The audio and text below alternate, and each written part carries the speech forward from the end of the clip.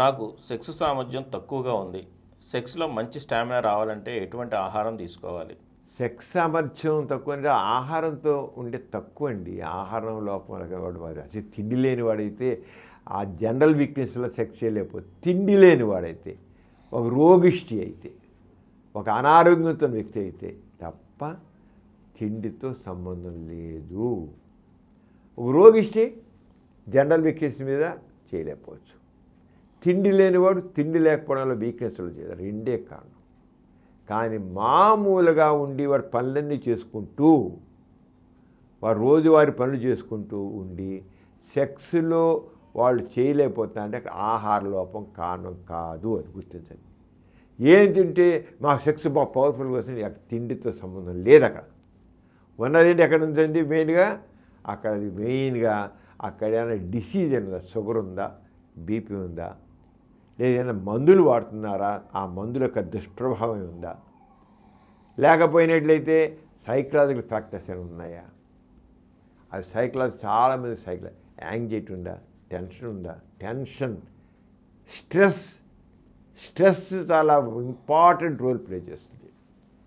ఇటీవల రోజుల్లో స్ట్రెస్ రకరకాల, అది వ్యాపార పరంగా స్ట్రెస్ కావచ్చు, వృత్తిపరంగా కావచ్చు, ఫైనాన్షియల్గా స్ట్రెస్ కావచ్చు, ఎన్నో రకాలుగా స్ట్రెస్ ఫ్యాక్టర్స్ ఉన్నాయి. స్ట్రెస్ వచ్చేగల సింపతి సిస్టమ్ యాక్షన్లోకి వచ్చేస్తుంది, అంగం దెబ్బ కొట్టేస్తుంది.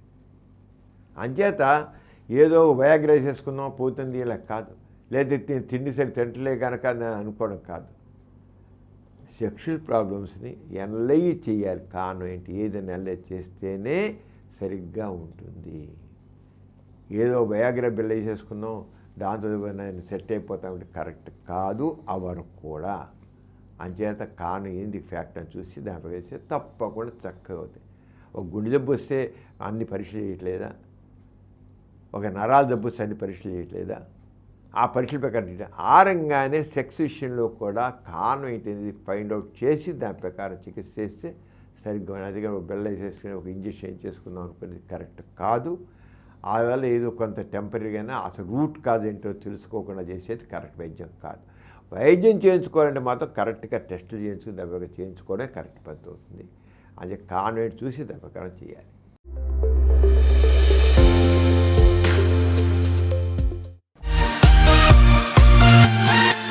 కార్యక్రమం మీకు ఎంతో నచ్చింది కదా.